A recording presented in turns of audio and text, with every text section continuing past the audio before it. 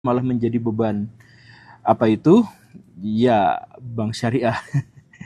Kenapa seperti itu? Karena bank syariah itu sekarang di Indonesia memang tumbuh, memang berkembang dengan aset yang terus-terusan bertambah, tetapi mereka bisa tumbuh dan berkembang hanya karena mereka mendapatkan insentif dari pemerintah, proteksi dari pemerintah, dan semua hal yang mendorong mereka untuk maju itu disebabkan oleh faktor-faktor yang non-alamiah.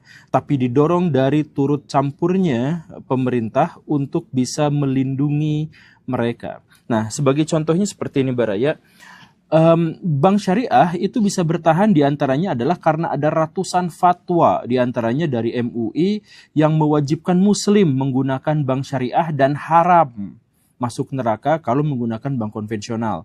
Kemudian berbagai praktek ritual itu harus menggunakan bank syariah sebagai pengelola keuangannya, misalkan penyaluran zakat, infak, dan sodakoh gitu ya, khususnya zakat atau pergi haji begitu ya. Kemudian yang ketiga, adanya penghapusan pajak berganda. Jadi bank syariah kalau mau beli sesuatu kan harusnya ada pajaknya, kemudian dia jual lagi kepada pihak lain itu juga kan harus ada pajaknya. Bank syariah tidak mendapatkan pembebanan yang seperti itu. Kemudian sampai sekarang bahkan ormas-ormas besar di Indonesia masih terus-terusan menuntut insentif tambahan terhadap bank syariah. Kemudian Bank Mandiri Syariah, BNI Syariah, itu BRI Syariah, itu merger semuanya menjadi bank raksasa yang namanya BSI, itu bukan karena tuntutan organik, bukan karena kehendak pasar, tapi karena keinginan politik untuk menciptakan bank syariah raksasa. Nah, balik lagi, ini bukan secara organik berkembangnya, tetapi dituntut oleh pihak eksternal.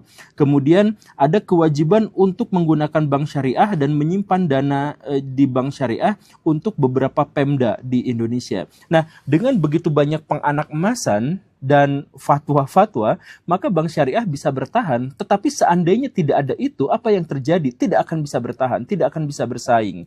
Nah, inilah yang kemudian memunculkan sebuah gagasan bahwa bank syariah itu adalah beban, karena bahkan pajak pun untuk sebagian diantaranya itu tidak dipungut dari mereka. Begitu. Nah, dan ini juga bukan hanya fenomena di Indonesia. Kalau Baraya cek di negara-negara yang menerapkan bank syariah, misalkan Malaysia atau Saudi Arabia, mereka juga punya hal yang sama, yaitu bahwa bank-bank syariah yang bisa bertahan di negara mereka itu karena insentif dari pihak luar. Dalam hal ini adalah pemerintahan. Nah, kenapa